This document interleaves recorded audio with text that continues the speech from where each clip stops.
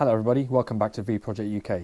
In today's video we're going to be talking about machine polishers, and we're going to be introducing a favourite amongst new people and also professionals, the DAS6 Pro Plus.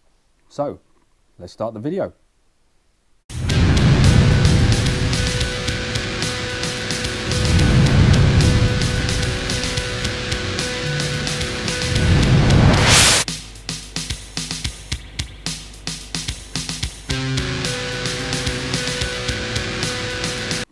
When it comes to machine polishing your vehicle surface, there's two main types of machine polishers. You've got rotary polishers and dual action polishers. Now for a lot of you, this might not come as something new because you're into detailing or you've used them before. However, this video we're going to just go through polishers, give you a few top tips, and hopefully this might help some of you. And even if you're used to using these machines, it might actually give you some extra tips, possibly, that might help you further along as well. In recent times, dual action machines are becoming more popular than rotary machines. Both have advantages and disadvantages, which we'll go through in this video. However, in today's video, we're going to be focusing on dual action machines. And in particular, as described in the introduction of this video, we're going to be talking about a firm favourite with people that are new to detailing or even some professional detailers, the DAS6 Plus Pro Plus. Recently, there's been a version 2 of this machine out. This is actually the version 1. What you'll see on the version 1 is that this is an 850 watt machine, so it's quite powerful. A lot of dual action machines are around 400, 500 or 600 watt, so this has much more power than some standard machines out there. And also it has 1800 to 4800 orbits per minute, and we'll explain that now.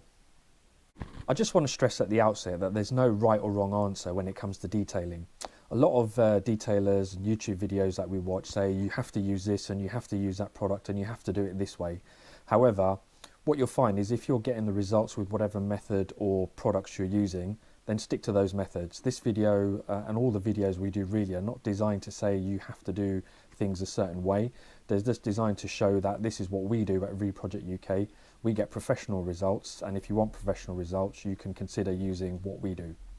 Now, let's talk about the machine. So a rotary machine basically will just spin in one direction. Dual action has two actions, hence the name dual action. As well as spinning, it will actually move around an orbit, and that gives you a greater surface area when you're actually machine polishing the surface of your paint. So I'm just going to show you here. You can see that not only is it spinning, but it's actually moving around as well, and that is the dual action. So what are the advantages and disadvantages? If you've got a rotary machine, i.e. one that's just spinning like that, and you can get some fantastic results with a rotary machine, what you'll find is that there's more chance of you generating heat in one spot, which is bad for your clear coat because it's just spinning in one spot, and if you're not quick enough you will generate more heat. Also, a rotary machine potentially can actually give you more holograms when you actually finish what you're doing, because it's spinning in one spot. Just the nature of the machine, it might leave some more holograms behind which you need to further refine with some polishes. As I say, we're going to talk about pads, compounds and polishes in further videos because they're just different subjects in themselves, so we're just going to concentrate on the machines for now. However, with a rotary, what you'll find is that you can get results a lot quicker. They're a lot faster at getting good results compared to a dual action machine. So it really comes down to user preference. What you'll find with dual action machines is that because you've got that orbit, like I say, you can cover a greater surface area, and different machines will have a different orbit. This one is a 15 mil. So what that means is that it will move 15 millimeters around its orbit, and you can actually get 8 mil or 12 mil or even 21 mil machines. And there's advantages and disadvantages to slightly bigger orbits, which we'll go through in a second. What you'll also find is that with the dual action machine, especially one that's not a forced rotation, such as this one, which is not forced rotation, they can get bogged down as well. And I'll explain what that means when we do a demonstration on a test panel. However, what you'll find with dual action machines is that you're still going to get very, very good results because you're covering a bigger surface area because of the orbit. Makes it potentially quicker as well. And also there's less chance of generating heat because of the orbit. It's not just spinning in one spot, it's actually moving around an orbit, so there's less chance of you generating heat and damaging your clear coat. So those are the advantages of dual action machines and the advantages of rotary machines. What we're going to do now is, because we're not going to concentrate too much on pads and polishes and compounds in this video, I'm going to do a demonstration and just talk about a few more things whilst I'm doing the demo. So let's do that now. So here we have our trusty panel and our Rupes Swirl Finder pen LO150. I'm just going to show you the defects. I've marked it out in the middle. So what we're going to do, most cars don't have flat surfaces, so I'm going to deliberately polish on this side to show you how it works on a flat surface. And I'm going to talk about the bogging down that I was talking about with dual action machines when you get to curved surfaces and what that actually means. So you can hopefully see the defects in this paintwork. It's not too bad because I've been doing a little bit of work on it, but there are some heavy swirls and scratches and stuff. You know, this panel is just a test panel, so you can see that there's, hopefully see that there's quite a few imperfections. What I'm going to do is polish this side and we can see the difference. I'm not looking for perfection, I'm just actually doing a demonstration of the machine itself today, but then you'll be able to see how much difference it makes, especially here because there's quite a few more scratches and swirl marks, etc. So we'll get the pad onto the actual machine itself and we'll go for a demonstration. So, top tip for you before you start using the machine, always make sure you somehow mark the edge of the actual disc itself, because that way you can actually see when the machine's spinning and when it's not spinning, and we'll show you why that's relevant in a minute. So, with the pad installed on the actual machine itself, we're on level 1 just to spread the product initially, and what we're going to use is some Sonax Perfect Finish just for this demonstration. You don't need much of this product, but again, as I say, we'll cover this product in a future video. 2 pea size amounts, all you need. And initially on number 1, we're just going to spread the product, and then what we like to do is go about 3.5 and actually work the product into the panel itself. Now what you'll find is that you do whatever you find to get the results you need. This machine spins clockwise, and also the actual orbit is clockwise as well. So I generally go with the spin of the machine. I don't go against the machine because you're just going against the actual spin. So what you'll see me do is 4 passes up and down, going with the flow of the machine, and that works for me. But I'll show you that now.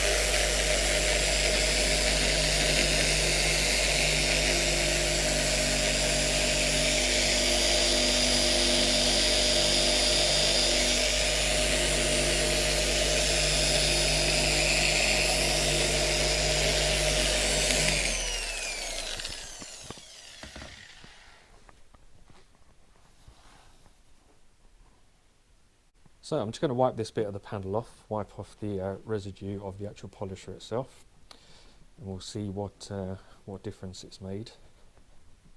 And I'm just going to talk about a couple of things very briefly, because I actually done a couple of things on purpose just to show you a good example on this piece of the panel.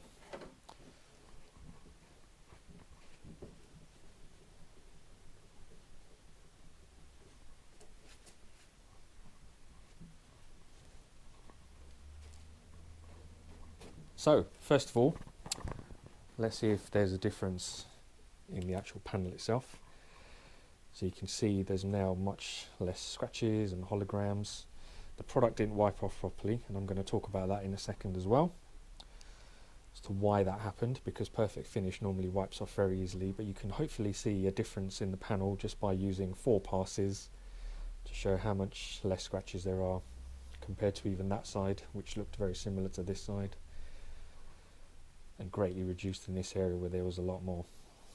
But as I say, this wasn't a video to show how much you can actually remove, it's just a demonstration of the actual machine polisher itself. So the reason I chose this part of the panel on purpose, all cars are not level, there's always going to be curves and angles that you need to actually work around, and I chose this bit on purpose because there's a bit of a deep crease here which makes polishing this area quite difficult. Now, as I was pointing out when I was doing it, you could see that the actual spin of the actual pad itself was slowing down when I got here. That's because dual action polishers bog down when you actually come to curves and angles, and what happens is that actually affects the performance of the product as well, which is why you can see a lot of residue was actually baked on when Perfect Finish is normally quite easy to wipe away.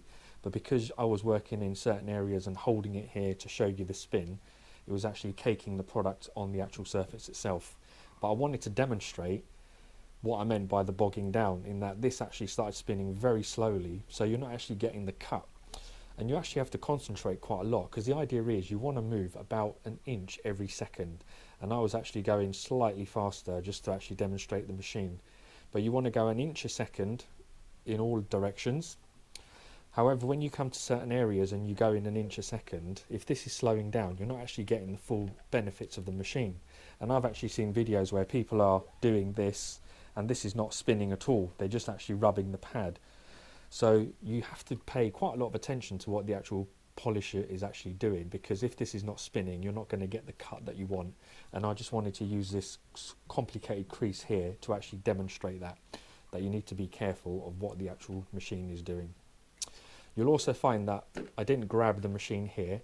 It's advisable that you just want to guide the machine and use your thumb for pressure if you need to. The weight of the machine is usually enough for the machine to actually do the work itself. You just want the machine to do the work, you don't want to do it yourself. So there's no need to grab it and push down. You just want to guide the machine and use your thumb for pressure if you have to, and that'll be more than enough for the machine to do the work and for the compound or polish you're using to do the work that you want it to do. So there you go.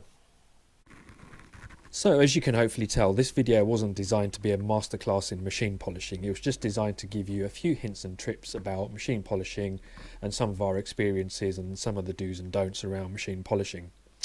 We also wanted to just highlight a machine. Doesn't have to be this one, you can do some research and find another machine, where you have machines such as the DAS 6 Plus Pro, which are suitable for beginners and professional detailers alike. You're going to get very good professional results with a machine like this. Now, based on our experience, what would we recommend? As you can see, dual action machines like this, which is a non-force rotation, can bog down when you go through curves or angle the machine, and it will slow down, reducing the level of finish you might get. What we would recommend is for you to get a forced rotation machine. What a forced rotation machine has is a direct gear to the spindle, which means it's actually force driving the plate, and it doesn't bog down when you get into curves or angles. You have to be slightly careful, because if you angle a forced rotation machine, you can damage some of the bearings. So as long as you're not putting too much pressure or angling it too much, you will be fine. But what we would recommend is a forced rotation machine, because you'll get much more consistent results with a forced rotation dual action machine. As mentioned before, this video wasn't designed to be a masterclass in machine polishing. We just wanted to point out some of the pros and cons of the various types of machine polishers.